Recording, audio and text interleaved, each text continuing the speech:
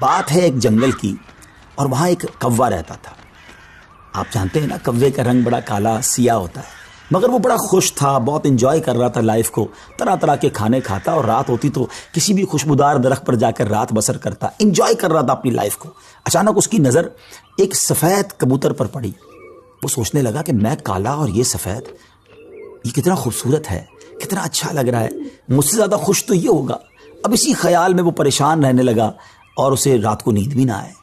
एक दिन वो कबूतर के पास पहुंचा और कहा कि तुम कितने खुश नसीब हो, तुम्हारा रंग सफ़ेद है और मैं तो काला हूं, तुमसे ज़्यादा खुश तो कोई नहीं होगा। कबूतर ने कहा पहले मैं भी यही समझता था, लेकिन जब मैंने तोते को देखा तो मैं हैरान हो गया कि तोते के तो दो रंग हैं, मेरे पास तो एक ही रंग था। तो तोता ज़्यादा खुश नसीब है, वो ज़्यादा खुश है, वो ज़्यादा लाइफ को एंजॉय कर रहा है। अब कौवा कबूतर को छोड़कर तोते के पास पहुंच गया। कहा तोते तुम तो ज़्यादा एंजॉय करते होगे, कितने खुश होगे कि तुम्हारे पास तो दो रंग हैं जिस्म पर, तुम्हारी बॉडी बहुत खूबसूरत लगती होगी। तो तोता कहता है कि पहले तो मैं लाइफ को बड़ा एंजॉय करता था कि वाकई मैं बड़ा रंग बिरंगी हूँ, मगर जब मैंने मोर को देखा ना तो मोर तो कई सारे रंग लिए हुए है, इतना खूबसूरत है कि उसको देखकर मुझे लगा कि मैं तो कुछ भी नहीं हूँ। अब कौवा उड़ते उड़ते पहुंच गया मोर के पास। मोर चिड़ियाघर के एक पिंजरे में मौजूद था। पहले तो वो इंतजार करता रहा क्योंकि बहुत सारे लोग मोर को देखने आए थे।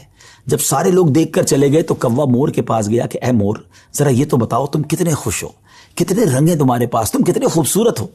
मोर कहता है पहले तो मैं यही समझता था कि हाँ मैं बहुत खूबसूरत हूं, मगर फिर मैंने गौर किया कि इसी खूबसूरती की वजह से तो चिड़ियाघर में मैं कैद हो गया हूं। रोजाना हजारों लोग मुझे देखने आते हैं मगर मैं आजाद नहीं हूं। और फिर मैंने बड़ा गौर किया कि वो कौन सा परिंदा है जो चिड़ियाघर में कैद नहीं है।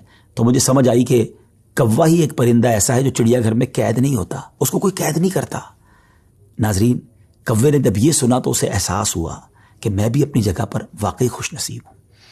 अब यहां बज़ाहिर तो ये एक फर्जी वाकया है, लेकिन अगर इसको हम अपनी जिंदगियों पर इंप्लीमेंट करें, अपने बारे में सोचें, हमारे पास बहुत कुछ है, लेकिन जब किसी को हमसे ज्यादा वाले को हम देखते हैं ना तो हमें अपनी चीजें कमतर नजर आने लगती हैं। अपना घर छोटा लगने लगता है, अपनी मोटरसाइकिल, अपनी गाड़ी, अपनी साइकिल वो हमें बड़ी कमतर लगती है जब किसी की बड़ी गाड़ी देखते हैं, किसी का बड़ा घर देखते हैं, किसी की लाइफ स्टाइल को देखते हैं। जो है उस पर एंजॉय नहीं करते बल्कि उस पर शिकवा करते हैं, नाशुक्री करते हैं।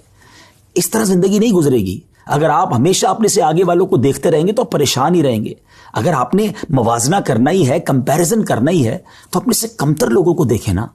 कई लोग बड़ी मुश्किल जिंदगी गुजार रहे हैं। अल्लाह ने मुझे और आपको बहुत खुशहाल रखा है। जी हाँ, अब भी हम लाखों करोड़ों से अच्छे हैं, लेकिन मसला यह कि हमें तो आगे वालों को देखकर डिमोरलाइज होना होता है। शुक्र अदा कीजिए और सुभान अल्लाह, मेरे रब का तो वादा भी है ना कुरान में, ला इन शकरतुम ला अज़ीदन्नकुम, तुम मेरा शुक्र अदा करो मैं तुम्हें और दूंगा। तो जब आप अल्लाह का शुक्र अदा कर रहे होते हैं ना कि अल्लाह तूने मुझे करोड़ों से अच्छा बनाया, तो वो और अता फरमाता है, आप और आगे बढ़ते हैं। तो बहरहाल ये छोटी सी हिकायत है, अल्लाह करे इससे सबक लें, ना शुक्री छोड़ दें और शुक्र अदा करने वाले बन जाएं।